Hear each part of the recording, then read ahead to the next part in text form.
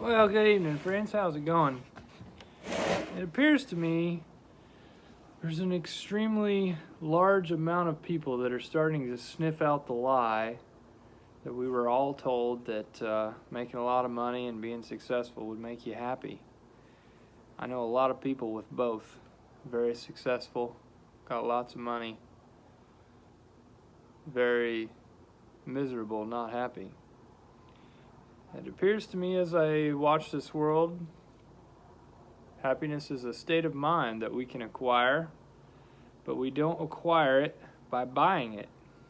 And we don't graduate to it, or we aren't handed it in a form of a diploma or a piece of paper. We acquire it by the training and the renewing of our mind. My Creator, my Jesus, when I am submitted to Him, I have it. Doesn't mean I don't encounter strife and hard times, because you can do that and still be able to see the world through a paradigm of joy and abundance rather than fear and scarcity. The richest people, people that have money and wealth, I know both types. I know those that are very happy, very giving, but I also know those that, are kind of bitter and shut off. The funny part is, the ones that are giving and happy, I first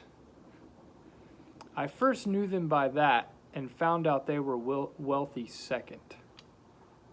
You know those people that everybody would always say, yeah, that guy's a millionaire, but you'd never know it. They always dress very matter of fact and don't drive a crazy nice car, or don't have a lot of things. That means they don't define themselves by their wealth.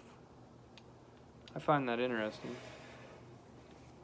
That a growing number of people who know this, that happiness isn't acquired through the acquisition of large amounts of money.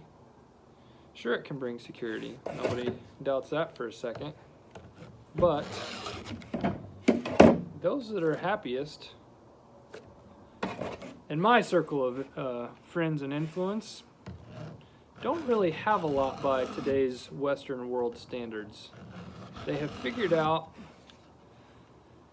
that really possessions just almost destimulate you from the experience of living on this planet, in this world, interacting with people at a very deep, meaningful level. The things and the stuff, it just numbs us to this world, really. Those that are happiest to me have meals of good food at a table with incredible conversation, lasting hours as if only minutes have passed. They are rich in their social equity. That to me is worth a lot too. I have very good friends, but are few in number. And if you get nothing else from this video, this thing is the coolest damn Christmas gift I've ever gotten. How to sharpen your own chainsaw at the right angle without screwing it up. Women, if your man has a chainsaw, he needs one of these. I'm telling you.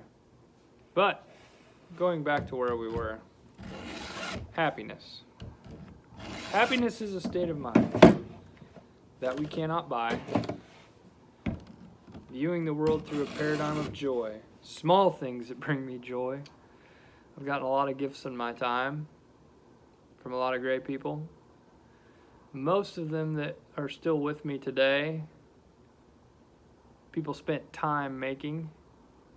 I heard a good analogy the other day of, Christmas is coming up, and this guy was talking about gifts that stand the test of time, gifts that people get for Christmas and they hand down to their children of their children of their children. And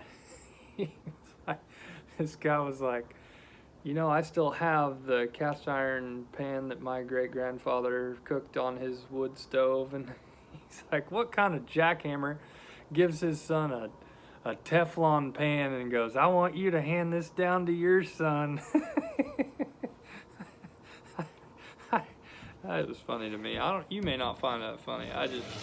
I find that funny, trying to have a conversation with your son, handing him a Teflon pan and going, "Son, I want you to have this." Oh man, it's changed the paradigm that I buy stuff with.